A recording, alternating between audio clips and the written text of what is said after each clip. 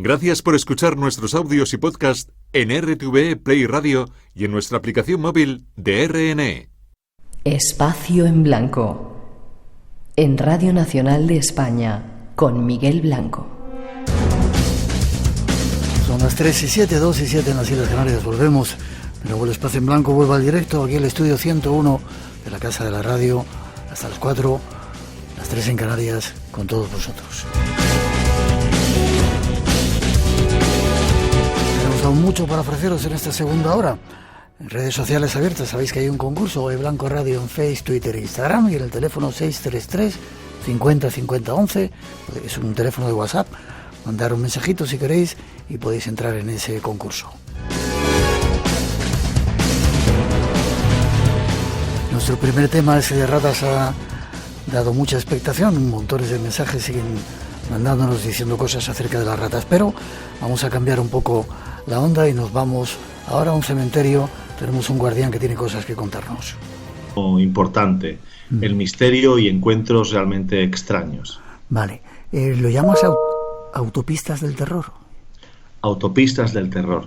Cuéntame. Creo que es un buen título porque, bueno, desde el principio de los tiempos hemos tenido siempre un miedo atávico, ¿no? A los encuentros de madrugada, cuando, bueno, se alargan las sombras y llega la noche, y siempre a lo largo de las épocas hemos tenido miedo a esos encuentros con seres desconocidos.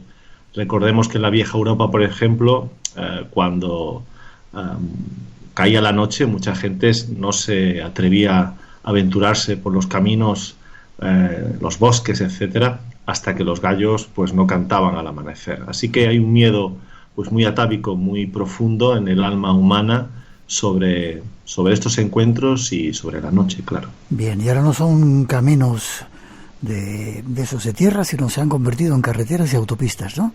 Exactamente, son carreteras de asfalto, obviamente cambian los escenarios, pero algunos de estos encuentros son tan terroríficos como los del pretérito. Por eso los traemos en esta mágica madrugada para todos nuestros amigos. Vale, hay mucha gente que nos escucha mientras va viajando por la noche, camioneros, gente que está repartiendo, yendo de un sitio a otro, que tengan cuidado, ¿no? Exactamente, que Dios les coja confesados y, por supuesto, pues si tienen que acelerar, bueno, que lo hagan con seguridad y que vayan con cuidado.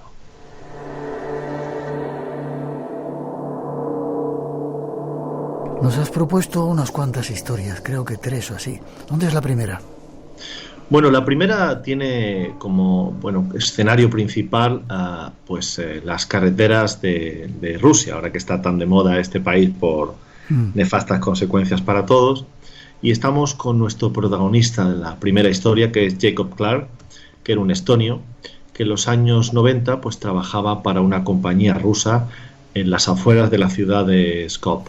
Y su trabajo consistía básicamente pues en el transportar mercancías por kilómetros y kilómetros de la estepa rusa hasta llegar a su destino. Un homenaje desde aquí a nuestros camioneros y a toda esa gente que se dedica a transportar materias que necesitamos de un sitio a otro y que seguramente muchos de ellos estén escuchando. ¿Qué le pasó a Jacob Clark? Bueno, pues nuestro amigo, pues casi siempre pues tenía que dejar la seguridad de su hogar, a su familia, y adentrarse pues en estas carreteras kilométricas larguísimas, sin nada alrededor en muchos casos, para entregar estas mercancías, ¿no? Él acababa de tener a su segundo hijo, sentía probablemente un gran peso por la melancolía y bueno, de pronto su pensamiento, que estaba en su familia, que estaba con su gente, y tal vez pues iba pensando en lo duro que es a veces la vida, aunque le gustaba conducir y se sentía a gusto, cuando de pronto una extraña luz empieza a acercarse por la retaguardia y lo toma completamente por sorpresa, porque es una luz que le viene a una grandísima velocidad hasta el punto de que nuestro amigo tiene miedo de que en un momento dado van a colisionar.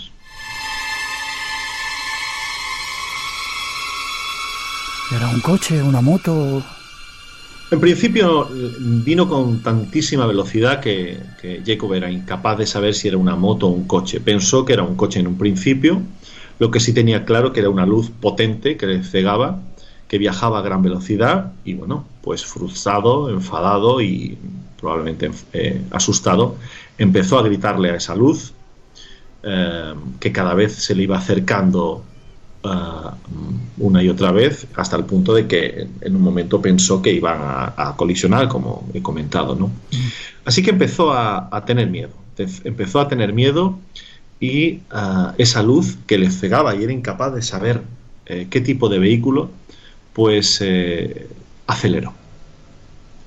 ¿Y? Él, la verdad que hacía muchísimo viento, hacía muchísimo frío, estábamos en Rusia, en pleno invierno, cuando de pronto escucha un fuerte golpe en su vehículo y el maletero del coche se abre completamente de par en par.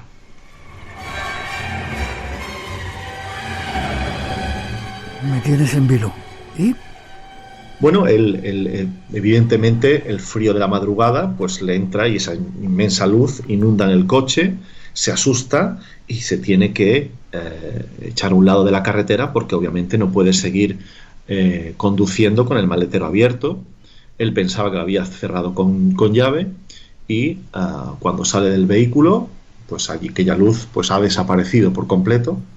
Él cierra, y esto es un punto importante, el maletero con llave y se mete en el vehículo y empieza a conducir pues completamente aterrorizado. No, la luz había desaparecido, no vio ningún vehículo a su alrededor, nada. Nada.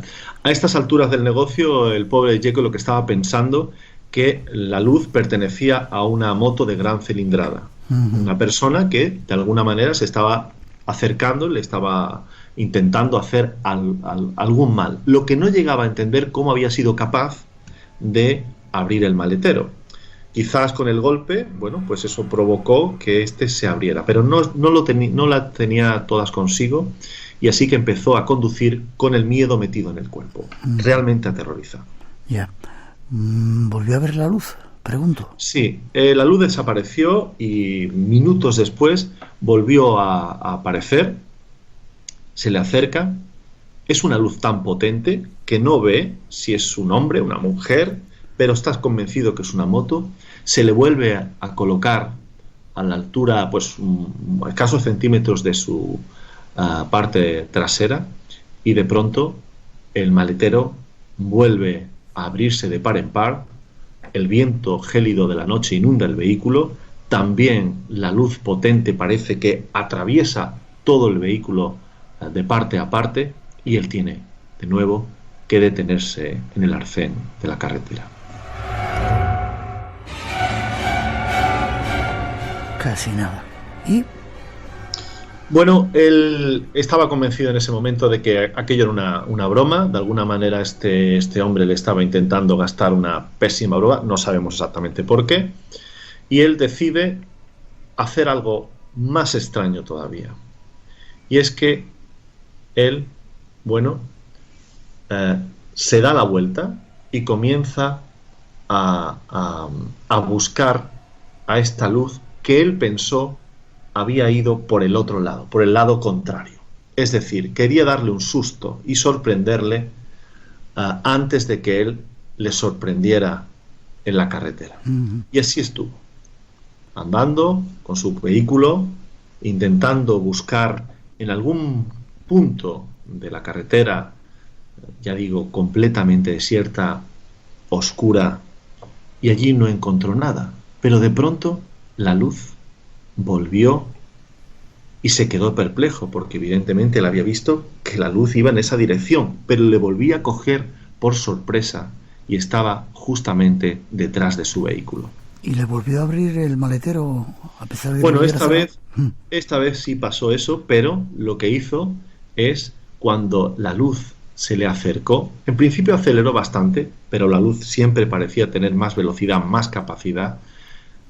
Él lo que hizo fue frenar y dijo: ahora te vas a llevar tú el susto, y la luz de pronto se elevó y en ese momento el maletero se abrió completamente de par en par. Supongo que Jacob no quiso volver a andar por ahí, por las carreteras, ¿no? Pues efectivamente, Miguel, la verdad es que después de esta espeluznante experiencia, Jacob decidió que aparte tenían 2 hijos y que el trabajo era demasiado duro, ir por esas carreteras desconocidas, en muchos casos kilómetros y kilómetros, y esta experiencia le marcó de por vida y Jacob nunca volvió a la carretera para trabajar profesionalmente.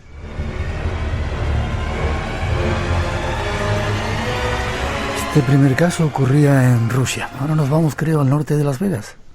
Exactamente, vamos con otro compañero, otro conductor de nombre Paul Drew. Era un conductor profesional, llevaba bastante tiempo, y estamos en la autopista 95, para que nuestros oyentes se sitúen. Está a unas 50 millas al norte de Las Vegas, que llega a ser unos 80 kilómetros más o menos, y estamos en el año 2014. ¿Era transportista? Sí, también transportista, y él se dedicaba, entre otras de sus funciones, a hacer una cosa que en inglés se llama como meet and turn. Se llama una especie de: vas por la noche a un lugar, esperas a un compañero y intercambias la mercancía. Es decir, te llevas el tráiler del otro y te vas por donde has venido, y siempre hay un punto de encuentro que suele ser siempre los mismos. En esa estaba nuestro amigo Paul Drew, en esa madrugada de Las Vegas en el año 2014. Parece ser que llegó al punto de reunión, ¿no? Una estación de servicio en el desierto de Nevada. Sí. Hay que decir que el desierto de Nevada es muy conocido por la cantidad de sucesos extraños que suelen ocurrir. Pero bueno, los transportistas, como sabemos y como algunos estarán escuchando en esta noche, pues son gente acostumbrada al trabajo duro, a la noche, al día, a las inclemencias meteorológicas. Y bueno, se detuvo su vehículo en esta área de servicio, esperando que llegara su compañero. Bueno, no era la primera vez que lo hacía, no era la primera vez que tenía que esperar, así que decidió echarse una cabezadita en la cabina del camión, cuando de pronto, en medio de la madrugada, oye a un perro ladrando en la distancia.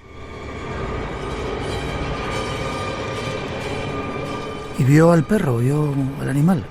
Bueno, en principio hay que recordar que escuchar un perro en la zona esta del desierto de Nevada es una cosa bastante difícil. Estamos hablando de una zona muy inhóspita, allí no hay viviendas, en fin, es muy complicado. Así que lo que pensó es que era un coyote, ¿no?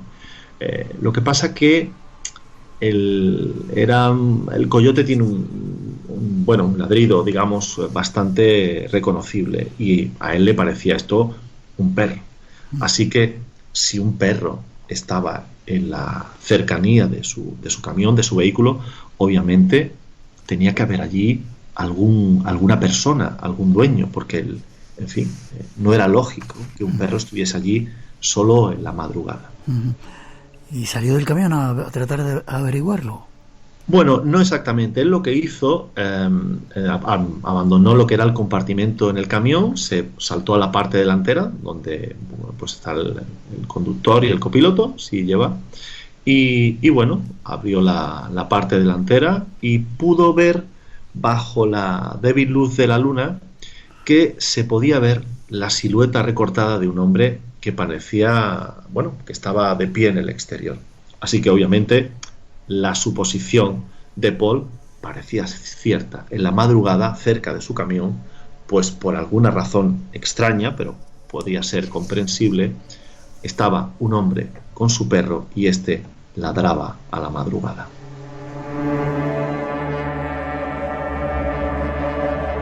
¿Intentó ponerse en contacto con él? Sí, él abre la ventana y iluminó al hombre con su linterna para hablar con él, más que nada para saber si necesitaba algún tipo de ayuda, asistencia o lo que fuese. Y bueno, cuando le pone la linterna en la cara, lo que vio le heló la sangre. Se encuentra a un tipo solo, sin animal, sin mascota, con unos ojos inyectados en sangre, que portaba una especie de sonrisa y expresión siniestra. Y lo más sorprendente de todo, lo que realmente le terminó de aterrorizar, es que no es que el hombre estuviese tratando de personificar a un perro, sino que ladraba igual que un perro.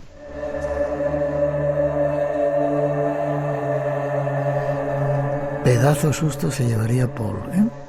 Sí, bueno, Paul se quedó realmente patidifuso, no sabía qué hacer, pero estamos hablando ya de buenos teléfonos móviles y lo que hizo coger su teléfono móvil para hacer una foto e inmortalizar a aquel extraño ser desde la cabina de su camión.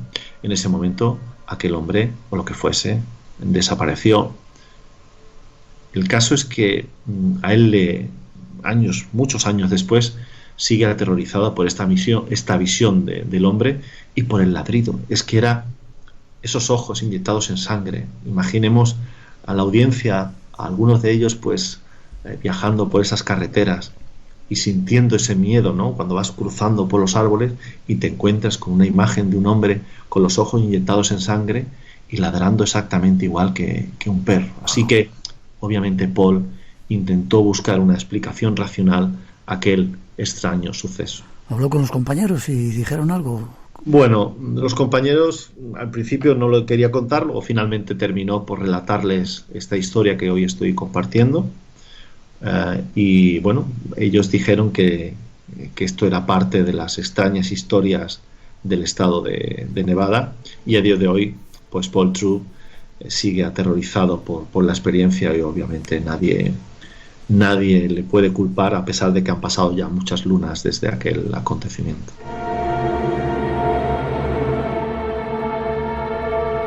Y si estas historias que nos has contado hasta ahora eran raras, la última casi que nos vas a contar es tremenda, ¿no? Ocurre en Washington.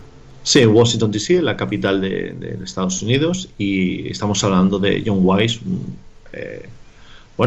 conductor también muy experimentado, que trabajaba en una empresa de transporte, pero una empresa de reparto, digamos. Un trabajo rutinario, por otra parte, que consistía en entregar paquetes en diferentes lugares de Washington D.C. Y muchos de ellos de noche. Eso le permitía también pues prepararse unas suposiciones de día, y en fin, era un hombre bastante trabajador. Y en una de ellas, no especificada porque parece que tiene relación con el gobierno de los Estados Unidos, John fue a entregar un paquete y se llevó la sorpresa de su vida. ¿Qué le ocurrió, Sergio? Bueno, él llega a las instalaciones, no era la primera vez, había estado muchas veces en ellas. Es un lugar fuertemente vigilado, con cámaras de seguridad, grandes murallas, verjas, y solamente se puede acceder al mismo a través de una puerta tras usar un interfono, ¿no? Y allí, básicamente, su trabajo allí era llamar, esperar la respuesta, acceder al lugar y entregar la mercancía al recepcionista para que le firmara el documento de entrega. Sin embargo, por primera vez en este lugar no haya respuesta. Llama y llama al portero electrónico, así que finalmente pues le abren y decide, como no ve a nadie, ir a la parte de atrás para intentar entregar los paquetes allí. Y lo que ocurre fue realmente extraño. Y es que en la parte de atrás, que había y sigue habiendo, una especie de corredor que une el edificio principal con lo secundario, se encuentra a unos hombres vestidos de riguroso negro, con piel muy blanca y una altura descomunal. Estamos hablando de una gente con casi 3 metros de altura. ¿Qué me dices? ¿3 metros de altura? Sí, casi 3 metros de altura. Si a ojo de buen cubero nuestro amigo era capaz de verlos a la luz de una especie de faroles que había, casi 3 metros. Y lo más inquietante es que andaban muy torpes, pero como si estuviesen sincronizados. Y a todos ellos, quizás por la altura, no lo sé, parecía costarle mucho trabajo mantenerse erguidos. Así que instintivamente lo que hizo nuestro amigo, temeroso de que fuese descubierto por esos extraños seres, fue apagar la luz de su furgoneta mientras veía cómo los hombres de negro, con esa altura descomunal, pasaban y desaparecían en el otro edificio colindante. Pero él parece ser que dio la vuelta y fue de nuevo a la entrada principal. Por supuesto, evidentemente él estaba aterrorizado, pero él tenía que hacer un trabajo, así que fue a la puerta principal, a la entrada principal del edificio, y llamó de nuevo al portero electrónico, y esta vez pues sí, la voz de un trabajador, la voz de un hombre le invitó a entrar, y bueno, sin pensarlo demasiado, entró, entregó el paquete, pero allí se topa con otra persona, otro trabajador que, por cierto, nunca había visto antes y también estaba vestido de riguroso negro. Y bueno, pues le invita a pasar en una habitación en donde ocurre algo realmente también extraordinario.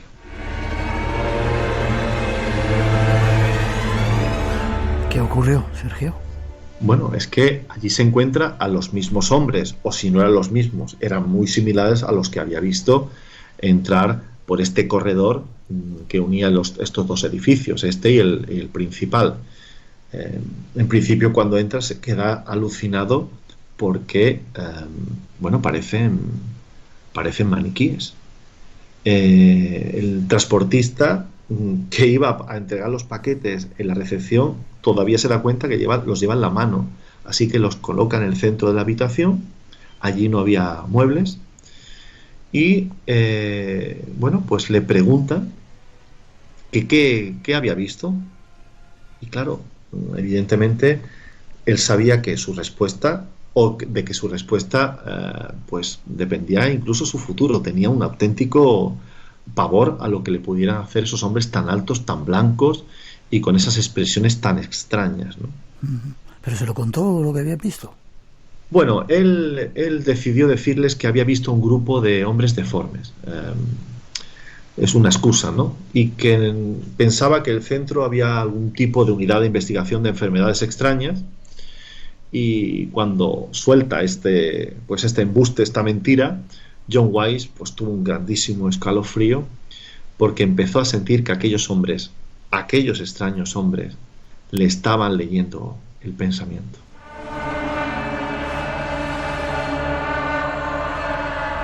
¿Y no salió corriendo de allí a toda prisa? Estaba completamente en la habitación cerrada con esos hombres que parecían maniquíes, que parecía básicamente que ni siquiera le salía la voz del cuerpo, era una voz casi metálica. Ellos, pues estaban ahí, era imposible escapar. Y después de un par de minutos en silencio, que a él se le parecieron eternos, pues le dijeron que era libre de marcharse. Y así pues llega a la recepción con un sudor frío impresionante y se encuentra con el recepcionista que le ha abierto la puerta pues minutos antes. ¿Le dijo algo? Sí. Le dijo que no podía volver allí nunca más y que de hecho no debería volver nunca más por su propio bien. Y 2 días más tarde le echaron del trabajo sin darle una sola explicación. ¿Y hay alguna explicación, Sergio? ¿Qué era aquello? Bueno, la explicación podemos un poco pensar en lo que declaró después John Wise, ¿no? Él intentó que la empresa le diera una explicación racional, que había hecho mal, por qué después de tanto tiempo trabajando para ellos, entregando la mercancía sin ningún problema, le habían puesto de patitas en la calle. Realmente no, pero él estaba convencido de que tenía que ver con esa experiencia que había tenido en esa madrugada en Washington. Y curiosamente, una noche que estaba viendo la televisión, pues escuchó en la misma que un reputado investigador de ovnis norteamericano, diciendo que los hombres de negro, igual o parecidos a los que él había visto en esa noche, solían usar cadáveres para intentar mezclarse con la población humana. John, y no le dio prendas en decirlo, tuvo un ataque de pánico que le sigue provocando ansiedad a día de hoy. Tenga razón ese investigador de ovnis o no, lo que sí es evidente, lo que sí es claro, que a veces en la noche, aunque suelen ser llenas de paz, de amor, a veces, algunas veces, nos encontramos frente a frente con lo desconocido, y a veces pues el miedo, el pánico, nos empuja en estas experiencias a hacer cosas extraordinarias y en otros casos pues nos paralizan. Los 3 ejemplos que hemos tenido intentaron salir como buenamente pudieron de ellas, y lo increíble es que a día de hoy incluso aquellos que las investigamos, las relatamos, pues no nos deja digamos el terror fuera, sino que lo sentimos muy a flor de piel, porque son historias verídicas, verdaderas, y que realmente son parte de mi colección de historias pelopinchas. Radio Nacional de España, la que quieres. Usted ponía en circulación una sustancia, así no se pega la comida en la sartén. O mira, para que el plástico sea más flexible, o para que tenga este color. Convivimos con miles de sustancias químicas que están presentes en los alimentos, los cosméticos, la ropa y los productos de limpieza, entre otros elementos cotidianos. Futuro abierto. La mayoría de esas sustancias no han sido debidamente analizadas para asegurar que no son peligrosas para nuestra salud y la del planeta. Futuro abierto, con Tato Puerto. Esta semana en Futuro Abierto hablamos de las sustancias químicas y la salud. Los lunes a las 2 de la madrugada, la 1 en Canarias. Y recuerda, no es un día cualquiera. Los fines de semana desde las 8:30 de la mañana. RTV, la que quieres. Vamos a hablar de Camp Hero, que es un lugar ubicado en Long Island. Vale. Nueva York está lleno de misterios, ¿eh? Hay cosas muy raras fuera en esa ciudad, ¿eh? Hay muchas cosas rarunas, lo que pasa es que la gente no las conoce. La gente se va siempre, pues eso, a donde van todos los turistas. Pero lo que hay que hacer es huir de eso, irse a los sitios rarunos. ¿Y el sitio raruno donde nos llevas? Camp Hero. Camp Hero, mira, fíjate, sí, esto es un parque, hoy en día es un parque público, lo típico, muy frecuentado los fines de semana, por los neoyorquinos, por los modernos, ¿no? Que llamo yo, pero que en su día resulta que fue, Miguel, una base militar, hoy en día está fuera de servicio, pero fue una base militar que el gobierno... Uh-huh. Claro, es que fíjate, el proyecto Montauk es la consecución del proyecto Filadelfia que tuvo lugar en los 40, ¿no? Y bueno, para aquellos que no conozcan la historia, pues mira, el proyecto Filadelfia fue un proyecto secreto americano que lo que hacía era, bueno, intentar crear una tecnología invisible a los radares e incluso una tecnología invisible al ojo humano, ¿no? Que la verdad es que hay mucha leyenda urbana con este tema. Tú ya lo sabes, Miguel, pero se dice que el gobierno hacía pruebas para conseguir un blindaje electromagnético usando la teoría del campo unificado de Einstein, es decir, en cristiano. Intentaban invisibilizar ciertos objetos con campos magnéticos y lo que se les ocurrió la idea pues de hacer una prueba de intentar teletransportar un portaaviones, ni nada más ni nada menos, no una manzana, un portaaviones de Filadelfia a Virginia, que hay más de 600 kilómetros de distancia. Como te digo, todo esto supuestamente. Según cuentan algunas personas, el experimento tuvo éxito y se consiguió teletransportar ese barco a Virginia. ¿Cuándo vino el problema? Pues cuando intentaron volver a teletransportar el barco de Virginia a Filadelfia, ya que el portaaviones se materializó con algunos marineros fusionados con el casco del barco. Tú imagínate, o al menos eso cuentan, claro, porque por supuesto que el gobierno siempre ha negado este tema, ¿no? Bueno, pues el caso es que el proyecto Montauk es la evolución de ese proyecto Filadelfia y cuentan que las pruebas que se llevaron a cabo en los laboratorios secretos subterráneos ocurrieron pues en esa base.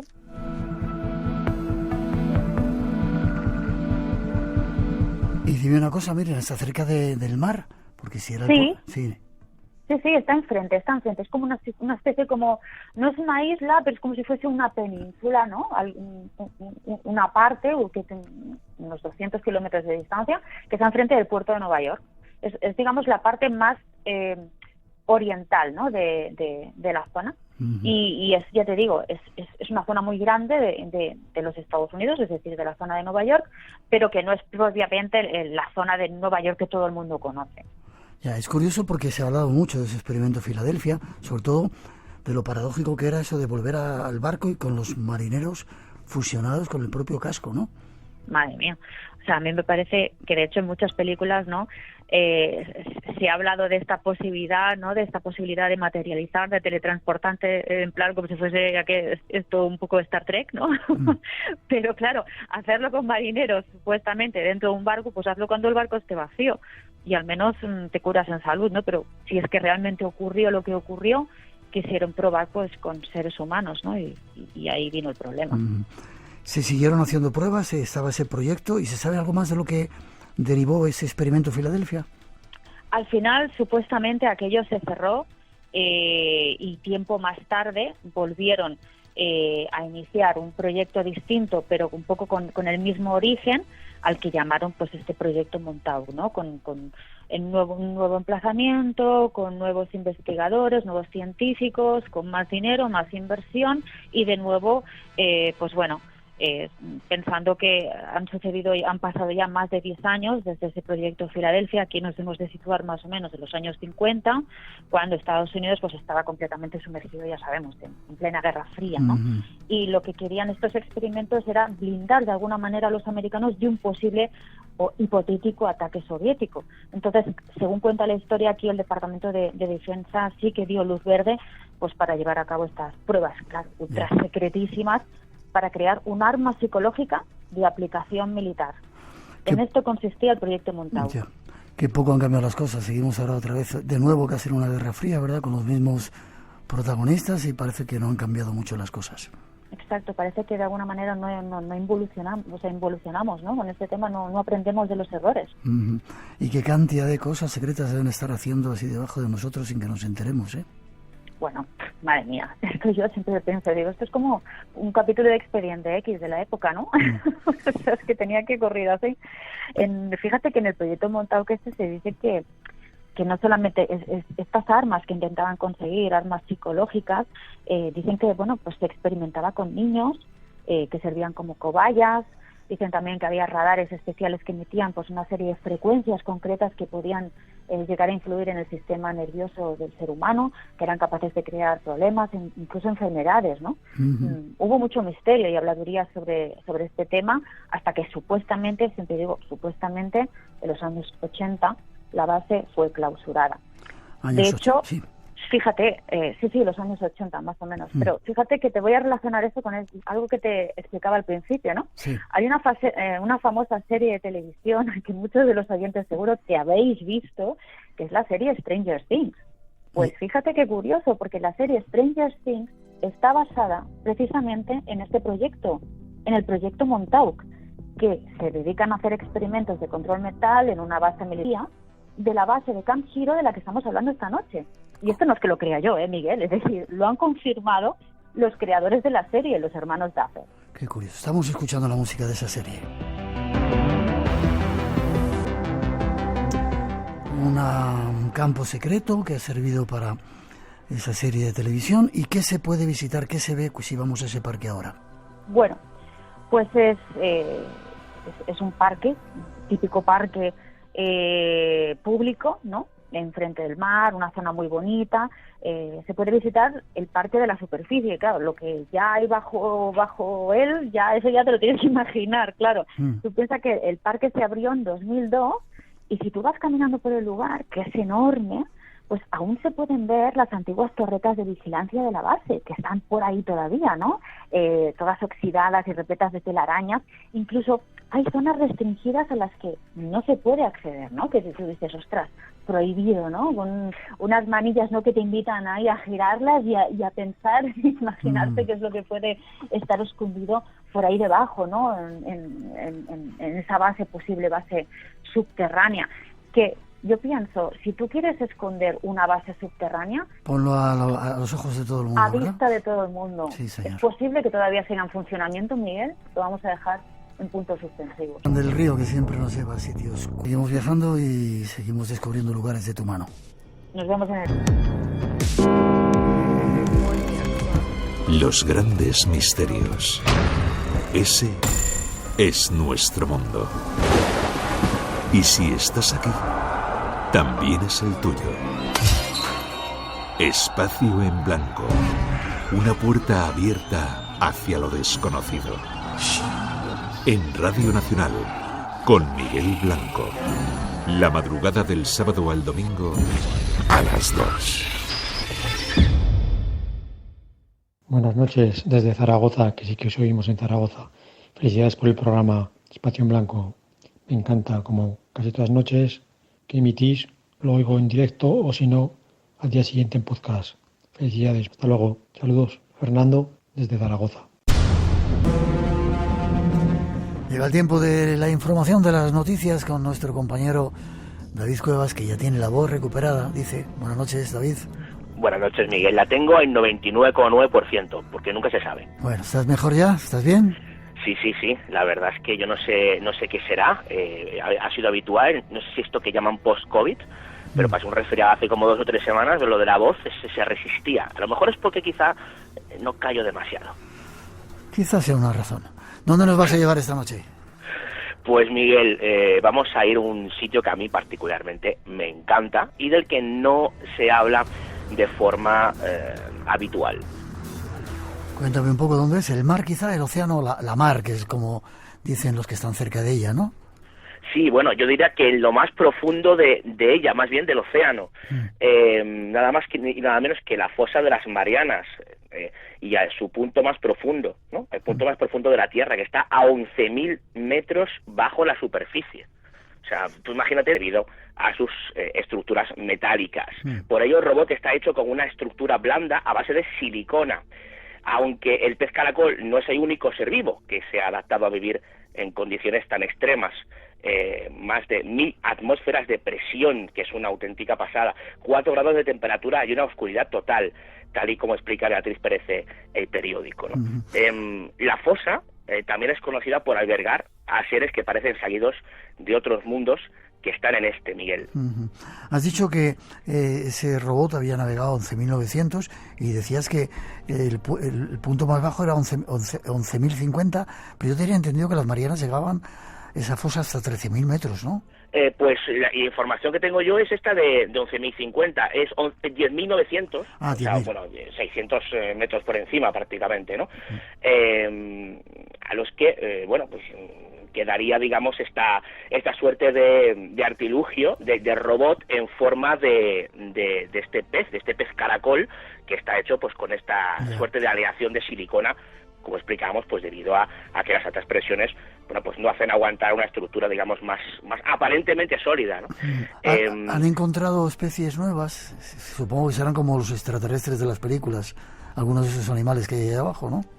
Sí, yo de hecho voy a recomendar, Miguel, a todos los que nos estén oyendo que echen un vistazo, que busquen las fotos de los bichos que vamos a citar, porque dan más miedo que el tiburón de Spielberg, y no tiene mucho que ver con el tamaño precisamente, puesto que en, digamos, lugares tan profundos, pues el tamaño no es especialmente importante, pero sí lo que respecta al aspecto casi de pesadilla de uno de los seres. Por ejemplo, bueno, sí que hay un calamar gigante de la especie Archieteutis, que puede alcanzar los 14 metros, este está un poco por encima, obviamente, de lo que serían las profundidades más absolutas, entre otras especies, la mayoría de ellas desconocidas.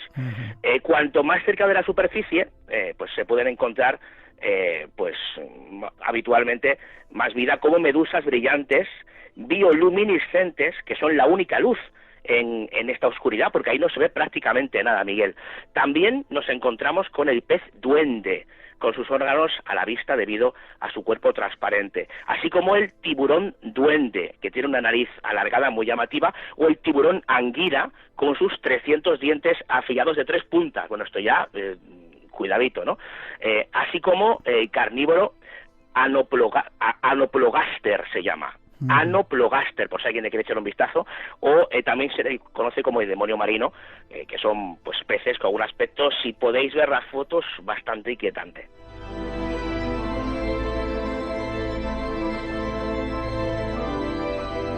Dicen que conocemos más de la Luna que de ese fondo de los océanos. Increíble esta experiencia, porque ha sido una especie de récord, ¿no?, de haber llegado a visitar el punto más profundo de la Tierra, ¿no?, del océano, en este caso. Claro, y lo que pretenden averiguar es, bueno, ya lo adelantabas tú, ¿no?, ver si hay alguna especie desconocida todavía para nosotros, algo que van a poder averiguar gracias a esta suerte de robot de silicona, ¿no? De presunto, vamos a decir, pez caracol infiltrado en los fosos abisales, y yo estoy convencido, Miguel, de que va a haber sorpresas. Cuántas cosas nos quedan por conocer todavía. Y del fondo del mar nos vamos a dar un pequeño apunte de alguien que estuvo de invitado a nuestro programa, que dice que ya están aquí, ¿no? Evilov. Pues sí, mira que te gustan a ti estas cosas, Miguel. Me encanta. Antes no sé si has buceado alguna vez, pero hay quien dice que bucear es ver el rostro de Dios. Cuando estás ahí abajo y te encuentras con todo, en ese ambiente de ingravidez, escuchando ese silencio, que menos silencio de lo que uno cree, y ves toda esa serie de animales, dicen que es ver cara a cara el rostro de Dios. Qué curioso. Lo que debe ser estar ahí arriba en la siguiente puntualización que nos vas a dar, ¿no? Sí, bueno, o lo que tiene que ser estar precisamente en lo más profundo buceando, cosa que es imposible, ¿no? Pero sí, bueno, también hay alguna noticia muy interesante al respecto del mentado Evilov, y es que, bueno, parece ser que el Oumuamua, como se denomina esta presunta nave extraterrestre de hace tiempo, no sería el único objeto que podría estar rondando el planeta Tierra con una procedencia no especialmente explicable, siempre según las declaraciones de este científico, que bueno, que ha traído bastantes titulares muy similares a este que tenemos ahora, y bueno, y que estoy convencido de que va a seguir, digamos que inasequible el desaliento a ese respecto. Sí, señor, seguiremos un poco la noticia. Hablaba de la basura espacial, que hay tanta girando alrededor de la Tierra, pero él decía, Evilov, que se ha encontrado basura espacial que quizá no sea de los seres terrestres, sino que vengan de otro sitio, y vamos a seguir la noticia porque a lo mejor es una prueba más de que ya están aquí.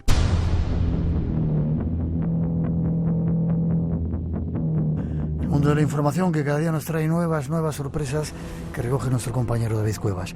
Forma de contacto contigo para preparar esos especiales con testimonios de nuestros oyentes. Sí, efectivamente, hoy hemos ido precisamente de lo más fondo de los océanos a lo más alto de los cielos, ¿no?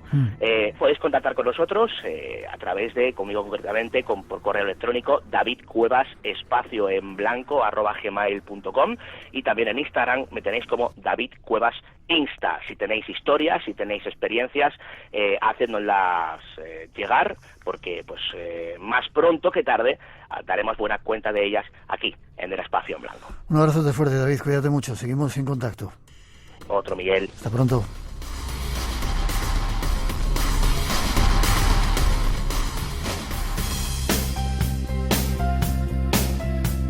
Y terminamos por hoy con la gratitud a todos los que habéis participado en ese concurso. Estos han sido los ganadores.